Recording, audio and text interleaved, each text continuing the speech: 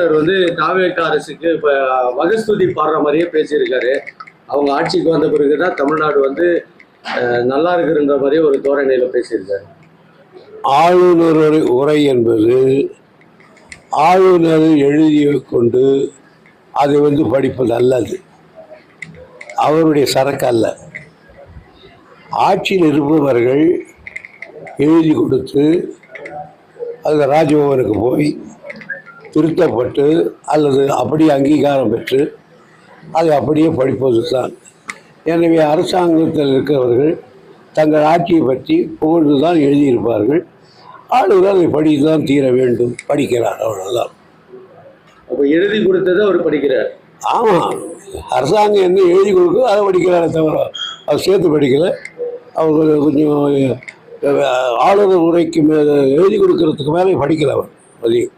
இந்த ஒரு மாத காலத்திலே தாவேக ஆட்சி சிறப்பாக இருக்குன்னு சொல்லுங்க.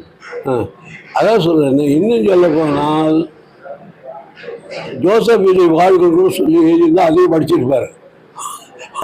அதனால் ஆளுநர் உரை என்பது சர்க்கார் எழுதி கொடுக்கறது படிக்கிறது தான், வேறு ஒன்றும் இல்லை. அதுபோல் நான் முதல்வன் திட்டத்தை நீக்கிட்டு பெயர் நீக்கிட்டு டிஎன் ஸ்கில்ஸ் அப்படின்னு மாற்றிருக்காங்க. அதே மாதிரி அந்த வீடியோஸ் எல்லாம் பழைய வீடியோஸ் எல்லாமே நீக்கிருக்கிறதா ஒரு தகவல் வருது.